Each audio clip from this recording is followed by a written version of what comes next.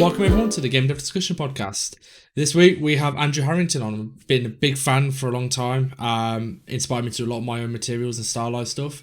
Now we were just talking off air, and I sort of want to carry on a conversation because it's really interesting. So you were mentioning about how art has like a procedure and a flow, and it's quite a linear fashion. Can you just reiterate some of their points again, and we'll carry on from there? Yeah, I think just like anything that we do in life, from like once again, kind of we talked about this off air, but I'll reiterate this. From like, I'll give an example of like brushing your teeth, right? You don't put your toothbrush in your mouth and then toothpaste and then water and then like brush, right? Like there's a very specific way you do things.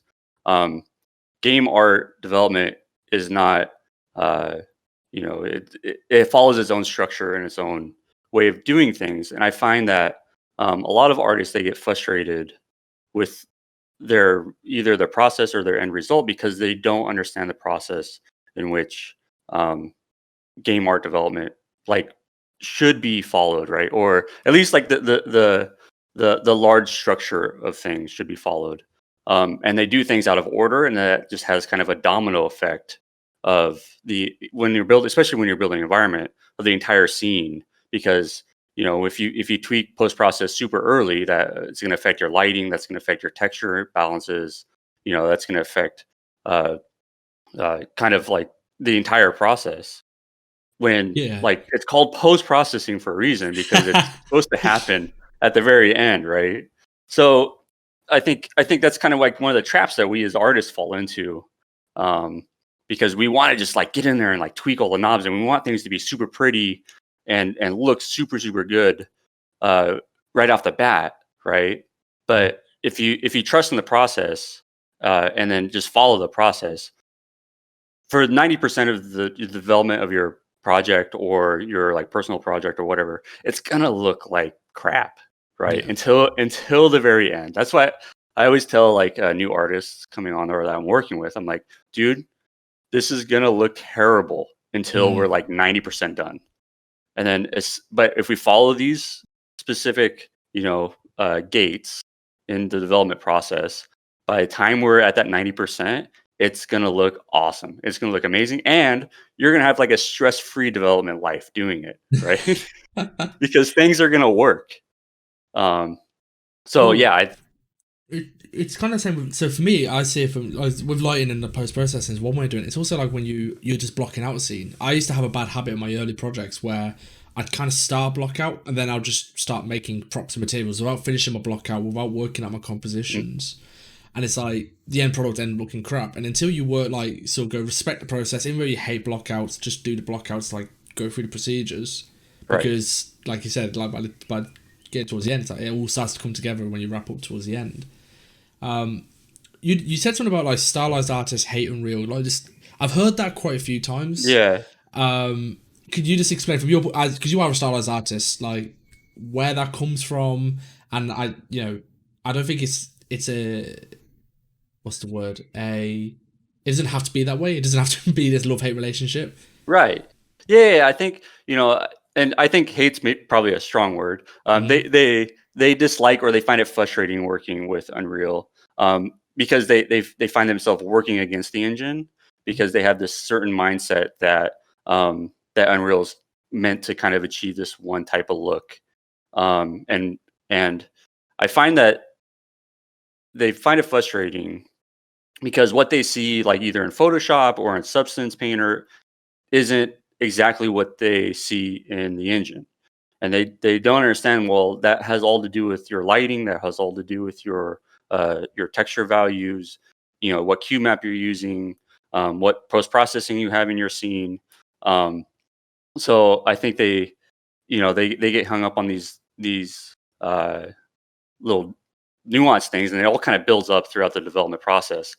And then they just find it frustrating because it doesn't translate over from like Photoshop or from Substance, right? Because they're using completely different cube maps, they're using different lighting, and in a real-time lit environment like Unreal, like the way an object looks, the way a scene looks is all dependent on your lighting.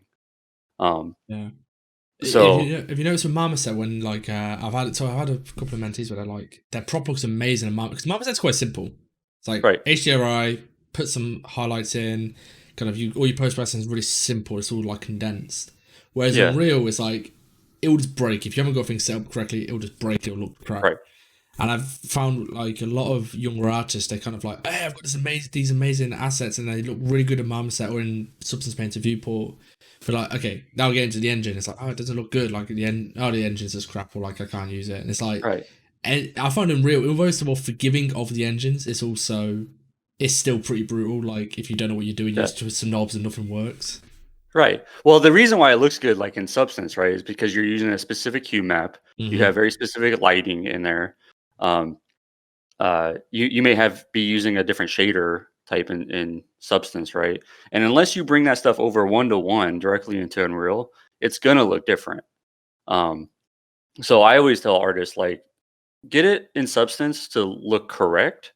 Make it look good in Unreal. Like, don't spend a lot of time like messing with Q maps or whatever in Substance, because like in the end, who cares what it looks like in Substance, right? Mm-hmm. Look, like, use Unreal as your validation tool to check if it looks good, and then that way you won't be fighting like with Substance or with even Marmoset. Marmoset's the same way, because if you set up specific lighting in Marmoset or a specific Q map in Marmoset, and you don't have that exact same setup in Unreal, it's gonna look different.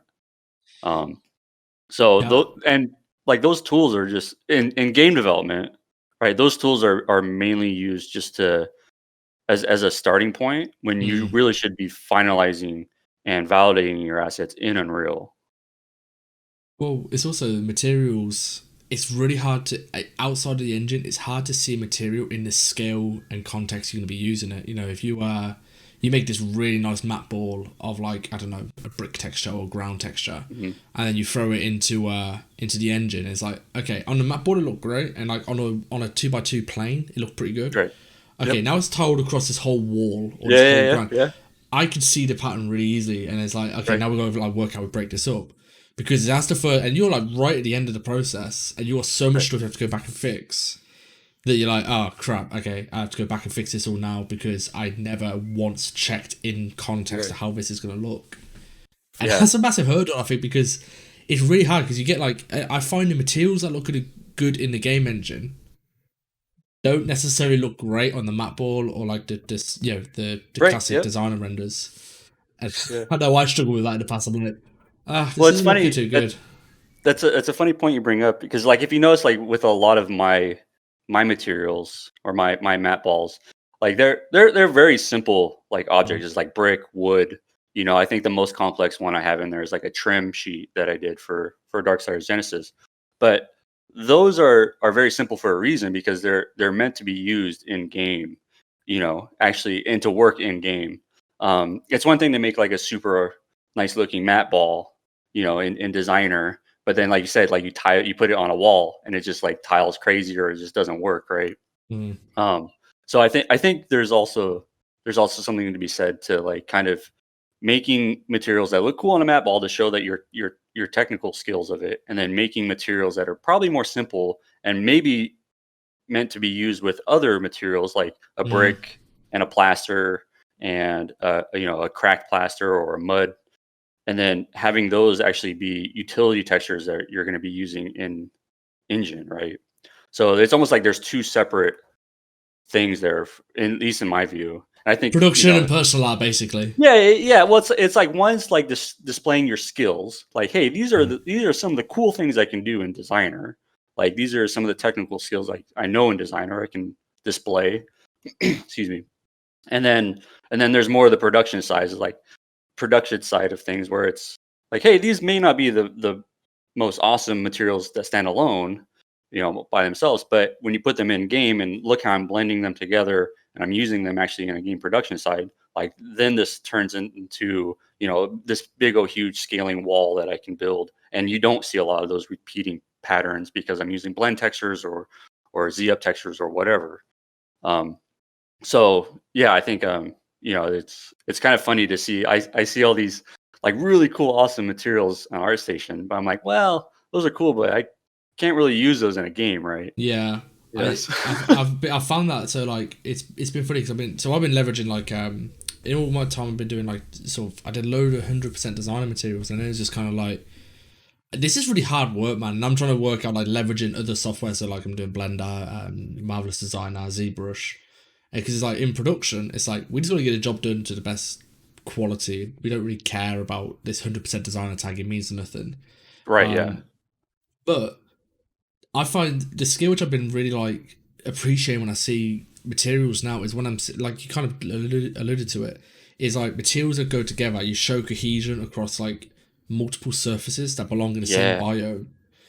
And I mean, it's something I've been struggling with, because I've been trying to do it recently with a couple of my more recent materials, and it's kind of like how a dusty sand behaves compared to a dusty rock compared to a dusty wood. It's like all of them react incredibly differently to dust, light, sun bleaching, all these kinds of things. And that kind of understanding to showcase, it's going to kind of, it's not a sexy portfolio piece where you're going to get like 600 likes, but when your art lead who's like looking at your portfolio to recruit you, they're gonna be like, oh, that's a real good skill. I like that. That's useful to us. See, those are the type of things that I geek out about. Like those type of material balls, like those are the type of materials that I'm like, dang, this is awesome, because like as environment artists, rarely are we working in a 1-to-1 UV ratio, right? We're usually working on these big, huge, massive buildings, or we have to work on this, 30-meter tall rock and still maintain textile density. So to see somebody have that understanding of how these utility textures work together, like in their portfolio piece, like those are the things that I'm like, dang, that's what gets me excited. Like when I see those, I'm like, yeah, that's awesome. So actually, just speaking about mat boards, it's quite interesting because you're one of the few artists who I think have not gone down the rabbit hole of 100% designer for everything. And this is like, right. You haven't really gone down that rabbit hole. You've still leveraged Substance Painter, ZBrush for a lot of your stuff. Now, I've had a few conversations with people in the past about this, but with when this whole idea of the industry is kind of obsessed with right now, which is procedural, making everything procedural, you do lose something. You have to make a sacrifice somewhere. You don't get to have all this utility for free. Right. So what sort of, that's probably worth talking about, what you get out of what made you stay with ZBrush in the first place? Because I mean, it's early on. It's not like this was a recent thing. I'm looking through some of your raw materials. This is like 2 years old. You even made it one when this was all breaking on the scene for designing. You're still like, I still do ZBrush, and they still hold up as some of the strongest materials, stylized materials out there. Yeah. So I think for me, it's actually like two folds of why I kind of am stuck in this realm. One, I've been in the industry for 12 years, and I've kind of gotten to the point where it's like, well, okay, I know what works well for me. I'm gonna kind of stick with what works for me. And then when designer came on the scene, I kind of looked at it. I was like, oh man, this is like a whole new way of thinking. I'm kind of like comfortable with what I'm used to. And then so that was my original like first reaction to it. And so I kind of just like pushed it aside, honestly, right? I was like, I don't really want to learn this whole new program and unlearn everything that I know already while I'm in production on a game, right? Because it's almost like these two fighting ideas. And the second part of it for me is once I started looking into designer and I started realizing some of the potential benefits of it, I started looking at the usefulness of the proceduralness, right? So a lot like one of the big selling points for a designer is like, oh, you can change anything at any time with a click of a button, right? You can change the way it tiles, you can change this by just connecting one node or doing one thing, right? And it's super fast. And I took a look at that and I was working on some brick textures or whatever. I was like, man, when am I ever gonna need to change, this crack right here or whatever, right? So, and I was just like, I don't know, probably never. Just do it and get it in game and call it good, right? Move on to the next thing. So I think to me, like part of the big selling point for designer, for me at least, didn't seem that I don't want to say useful, but it didn't seem that impactful for me in my workflow, and the types of games that I was working on. So, I started leveraging designer kind of as a polishing tool, to layer stuff on top of on top of my ZBrush sculpts, because with ZBrush, I have full control of what's there. If I want to put a very specific crack someplace, a very specific nick, a very specific, divot, whatever, I can just do a brush stroke and do it real quick, or put alpha on and do it real quick. And then layer designer stuff on top of it. So that's kind of where I've landed right now, in my texture development pipeline. At least, is I like to have full control over my assets, or my textured objects, or my ZBrush objects, and then just layer designer kind of on top of it as a finishing, polishing, like last step, to do all the little nuanced things that I don't want to like spend like little tiny nicks on, that like honestly like don't really matter in the material. You know what I mean? So yeah, that's kind of why I've never gone full into designer, right? Yeah, I've got it's because it's kind of I've got it full in, and now I'm like 1 foot out, because it's kind of it has weaknesses, and I think this might be like a good thing that I've did the whole 100% designer thing, because it's kind of like, okay, I know designer that well that I'm like, I know where it's so weak that it's not worth me bashing my head against a brick wall. I quite now it's become okay, let's make all my big crazy macro shapes. So like I'm doing like a space pad material at the moment. It's like, okay, let's get all of them shapes into designer, which I know I can't do in designer easily. You can do it, but it's not exactly easy.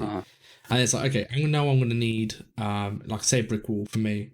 So I'd take a ZBrush sculpt of a brick wall now, I think, if I was in production, take it into designer, and then go, right, I know I need 4 variations, maybe 5, of different levels of damage, types of damage. It's like, okay, that's where I'd probably leverage designer in that case. It'd be like, let's lay out all the damages and the types of erosion and stuff on in designer, and then it's all built off the original height map. And like that's it's like the initial material is really easy to generate in ZBrush, and then you go all the extra layers I'm going to need to make this work in a game production scenario.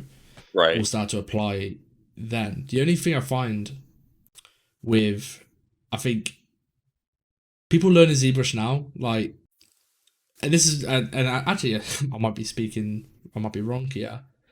I feel like with environment art, and this is probably more of a realism thing, but everyone's like, it's starting to really be big on the face weight normals and decals and mid poly models, rather than doing high poly, low poly bakes. Now I guess that's not really that's impossible for stylized art. You're never going to achieve that level of detail and quality using that workflow. And I mean, is it possible? Edge decals, I guess. Yeah, I mean, we did it in Darksiders, like with the edge decals, and we used a bunch of decals and stuff in Darksiders. So it'd be I'm guessing face way normals, like for the majority of shapes with tileables, and then you'll go around and add skirt meshes and trim and edge decals, which was hand sculpted edge chippings and cracks and all that sort of stuff. Yep. It's funny how often do you see that when you get a junior's portfolio land on your desk? How often have you seen that particular skill set showcased? It's always I only see that stuff from mids and like people in the industry. Yeah, no, you usually always just see that straight 90-degree edge, right, on things. You never see that level of detail and stuff. At least I don't want to say never, but yeah. The other times I've seen, you see, but I always tend to see it like where they've done like a bevel and then it's been baked into it. Like they haven't. Right. When you bake it in, it's like, okay, that doesn't work for production. Like you can't do that every single asset. Yeah, that's what I'm saying. Like, kind of as environments are, we're also working at huge scales, right? We very rarely work in a 1-to-1 UV ratio. So like, I did this exact same thing on Darksiders Genesis on the Eden level. Like I had this big, huge, round platform piece that was all built out of tiling textures, right? And there's no way to get that nice smooth edge, with that would be baked into it. So I had to create this edge, basically decal that goes around the edge of it, so it kind of gives us chips and wears. But yeah, that type of stuff you don't really think about unless you're in production. I've got something I'm curious to get your take on. I had Yeah. this conversation always seems to come up every now, like it sort of comes around cyclically. It's the whole stylized is easy. The ZBrush, you just bash some edges up, throw like it's some pretty color palettes. And I'm talking to somebody at the moment, and we just finished up a round of mentorship, and he's like, I don't know what I want to be. Like, I like realism, but stylized might be easier. And I was like, oh, sorry, is this right at the end of our mentorship? Like, because it was a career mentorship. It's like, yeah, I don't know what I want to get into, like stylized or realism. Like, realism I like, but stylized is easy. And I was like, dude, hold up. What do you mean it's easy? And it's like, well, you just get, you know what I mean? Like, this ZBrush and like big shapes. And I'm like, yeah, dude, you might want to. I tell you, do me a favor. Go try and make an environment stylized, like one standalone prop. Maybe you can have some fun with it. You can. It's easy to, easier to do. But it's like try and maintain the exact style you establish on that prop across the whole environment. It is way more challenging than it seems. Now, Yeah, I think you are like king of stylized, so let's just talk about this for a sec. Yeah, well, it's funny because when I first started in the industry, I wasn't into stylized at all. Really? I really wasn't. Yeah, no, because I worked on a couple of games. One was called Rise of the Argonauts. It was like mythological, photorealistic. This was back in the CG texture days where we would just like get photos off of CG textures and run them through Crazy Bump and stuff like that. And then I worked on like Lost Planet, which was a futuristic but also like very realistic textures and sculpts and stuff like that. And then I really didn't start doing stylized stuff until probably midway through my time at Amazon. Even when I was at Amazon before the stylized work, we were working on a bunch of like realistic games. And I had done some stylized stuff beforehand, like for the Clone Wars adventures and Free Realms. But I was always wanted to be a realistic guy because I was in the games like Gears of War back then, and all these high end epic shooters and Unreal Tournament.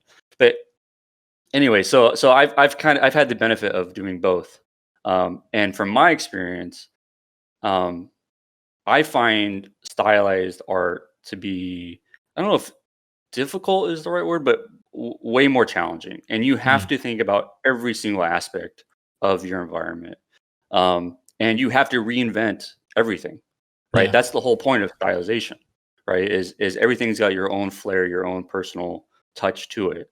So you're literally reinventing the wheel every time you do a new stylized project. You can't just be like, well, I'm gonna grab a coffee cup and just like model a coffee cup, right? It's like, well, no, what type of twists and stylization tweaks are you going to put to that coffee cup to make it your own? So I think for me, stylized art, you have to really think about and look at everything underneath a magnifying glass a lot more than you do with realistic stuff. Does this ring true to you? So this is what I ended up saying, and I'm curious what your take on this. I was like, with stylized art, so with realistic art, you could hide behind noise quite a lot. So if I did like a sci-fi hallway, I could just throw sci-fi panels everywhere and cables, and it's like you hide all the noise. With stylized art, you have to capture the essence. Noise doesn't work. You can't just throw rubble everywhere and it works. With stylized art, you have to capture the essence of the object while still describing the object. So if you're going to make a weapons crate, like a crate, it can't be like hyper detailed where you show every little nuts and bolt to show that it's a military weapons crate. Yeah. But you have to capture the essence of the weapon crate and make it simple enough. And it's like, that's to me the challenge of stylized art is breaking down what the object is all the way down to the most basic idea and then applying a style to it. Yeah. And I asked the guy, so what we ended up doing, I was like, take a he had a decorative thumb ring, had like a little arrow on it and like some design around it. I was like, okay, that realistically isn't too bad. Like, we'll actually model down the texture and stuff like that. That'd be quite easy. How would you do that stylized? And he was like, I'll just like round edge shade out all of it. And I was like, yeah, no, that's not stylized. Like, no, how would you do it? Like, you'd have to remove some detail. You'd have to like exaggerate some shapes. How would you do it? And he's looking at it. He's like, he's on webcam to me, literally hold his thumb up going, huh. I was like, yeah, see, it's not so easy. You can't just, you'll be careful blanket statements. Yeah, like, and it's funny too because even within the stylized world, there's different levels of stylization, right? I mean, stylized can basically mean anything, right? It's just whatever you're doing, and that's kind of like what also kind of drove me to kind of put my foot into stylization is because it's like this is mine, and if you don't like it, oh well, but I like it, so it's where realistic stuff, it's like really easy to like nitpick like every single thing. Yeah. Like, well, this doesn't look exactly like the reference photo or whatever. With stylization, you're like, well, it's a it's my own thing. But for this type of style that I like, and I think that a lot of the games I've worked on have liked, it's all about implied detail, right? It's like if you have a brick wall, you don't need to show every single brick. You just need to show that you need to give the hint and the idea to the user, to the player, that this is a brick wall. So think about, if somebody's going out there trying to do a stylized material or whatever, think about how can I make this stylized material read as whatever material it is without blocking out or highlighting every single part of that material. And to me, that's the essence of stylization. I find that really good. I've been watching a couple of projects like that, and I know what you mean. Like where they say there's a gradient for a wall, like just a flat wall has got a gradient, like say like peach to like a more orangey color, and you only actually have 1 or 2 rectangles in there to show it's brick. Yeah, and like getting that balance of okay, I'm suggesting to you what it is without hitting you over the head with it, making this super noisy texture. It's such a hard balance, and I feel like it's a lot. I've only worked on a couple of stylized projects, so I've worked more on realistic stuff. But I feel like on realistic stuff, once you've got the overall concepts and the idea, you've got quite a lot of autonomy just to roll with it. Like I've got to make a chair look like a chair. I've got to make this look like this. No, I don't need my art director too much, apart from when it comes to like composition stuff. Whereas with stylized, I feel like you probably need a far more hands-on art director, just because you're going to achieve this vision, and they have a vision for what a can looks like, with phones look like, paired dice. Like, is that fair? Have you seen that as well? Yeah, absolutely. In every stylized project I've been on thus far, everything, it gets concepted. Like every single piece, like even the simplest of objects gets concepted, because you do have that vision holder, right? That art director who can share like broad stroke ideas and broad stroke methods on how to achieve that vision. But in the end, like it is his vision of the stylization, right? And then when you have 10 or 15 different artists trying to do that exact same style, you can't do that just with words. So everything's got to be concepted, or it's got to go through this funnel, right? The art director, the concept artist, the environment artist, or the prop artist and the environment artist.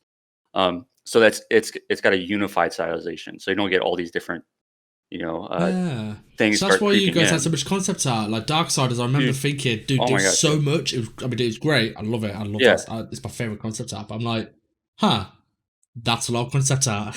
Yeah, and that was probably like only like a third of what we actually produced, because you like you need to portray this visual idea, and you can't do that through words, right? You can like I said, you can do rough rules like, oh, there's no straight lines, or everything tapers, or whatever. But when you have a very specific vision for things, that needs to be a visual translation. You know what I always find? Every game I go to, if it's stylized, if I want to get an essence of like a stylized game, there's one thing, and I don't know what your like go to is. I look at their wooden planks. In any stylized game, the wooden planks tend to speak volumes for like, okay, what is this game's style? Like, how they do their wooden planks? Like, tells a million, like, color palette, saturation, level of detail, like, all this kind of stuff. Every game I go to, I'm like, when it's stylized, I'm like, that's sort of my point of reference for what this game is. The plank.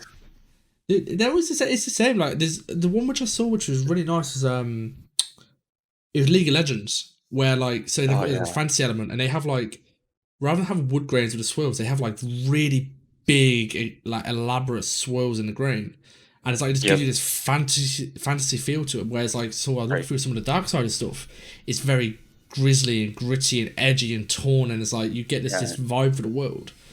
Right. And I suppose that comes back to what we were talking about earlier, where it's like you're capturing in that design, you capture the essence of the world, just in some design language, which me as a player, I don't clue into whatsoever. You know what it's like. You run through a game and like you don't even look at the textures for more than a second.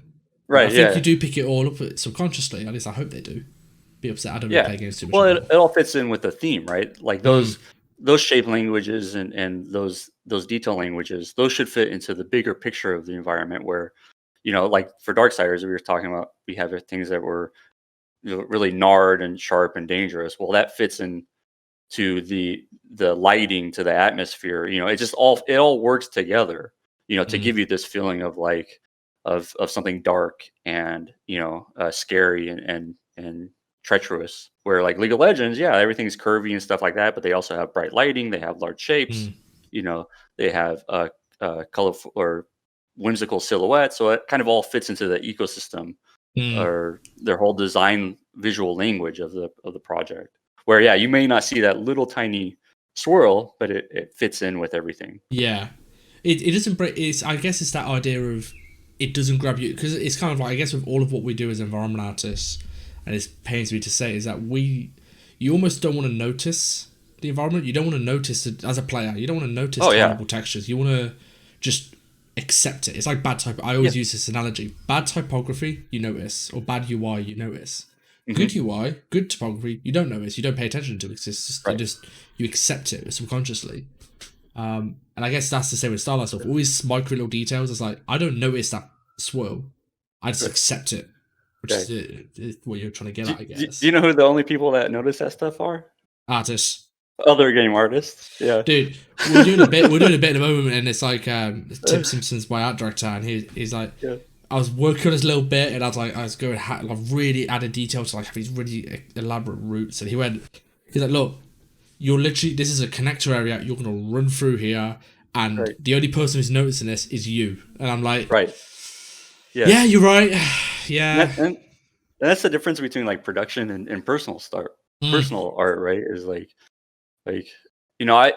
one of the things I tell students coming into the industry, or like are about ready to graduate, is the game industry, it is an industry. It exists to make money. Right. We exist to create a product, to bring to market, to create revenue, things like that. So things in the production world are going to be a lot different than like you just sitting at home working on your own project. So a lot of those things, they don't translate over into production world, and things got to be a lot quicker pace. And sometimes we all want to do our best art, and we all want to make the best thing that we can, but sometimes it just doesn't make sense to spend 3 days working on a tree root, right? Where it's kind of just like, hey, get in there. And even yesterday in another art group that I was part of, we were looking at some of the Last of Us 2 screenshots, that's been all over our station. And that game's got huge reviews. It's selling like crazy. But we're looking at it, and we see some of these like trees, these like speed trees that are just, aren't looking the best. But it's like, but in a production world, like, who cares, right? Like that tree fits into a bigger scene, a bigger part of the environment, and that environment as a whole looks good. Not, so it's like, you got to kind of learn where to spend your time.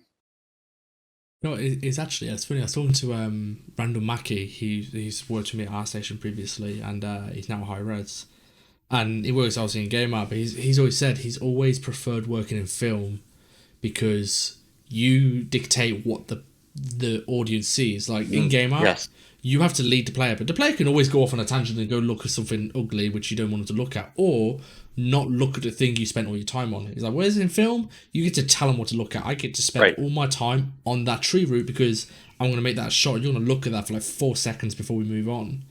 And when he first said it, I was like, nah. And I was like, oh, actually, I guess you get to really curate what the person sees. You get to spend a lot of time, and like you said, curating a lot of things that people see.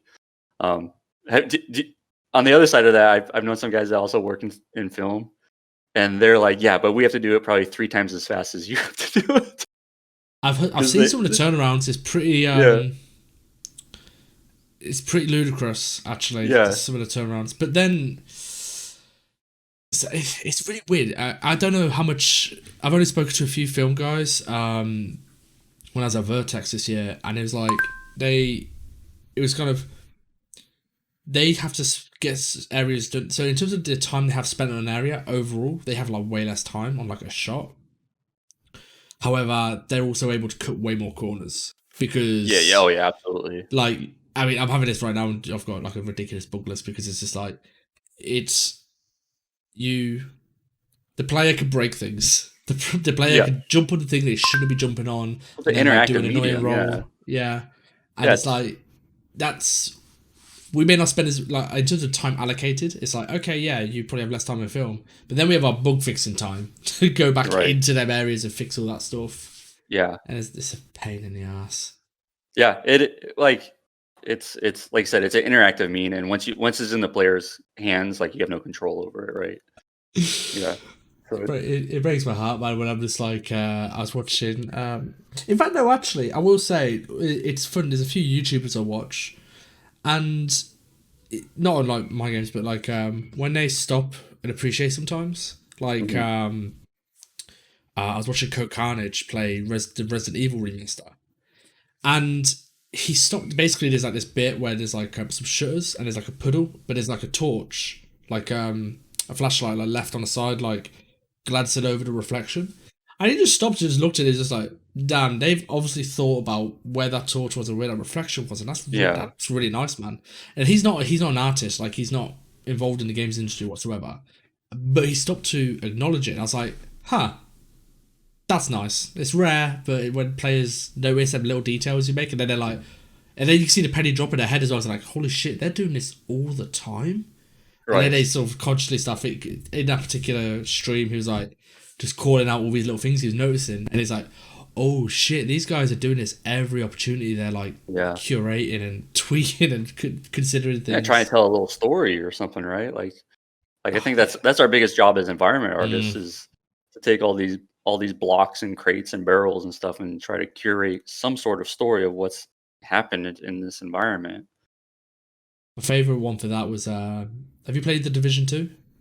No, I never got into the Division stuff. So I played it just for the environment, just because there's like, they take some really mundane props, like a burnt out car and some tables or like some backpacks, and just how micro stories, like you can just walk past, and it's like, it is not a point of interest or part of the game like loop. It's just as you're walking through the streets, and it's like there's this burnt out car with the boot with the bonnet open, and like there's some kids backpacks by the car and some suitcases, and you could like in your head you could see what's going through. You could like piece together that, oh, the car broke down when they're trying to get away, and then they had all their bits on the sides and clearly didn't work out for them.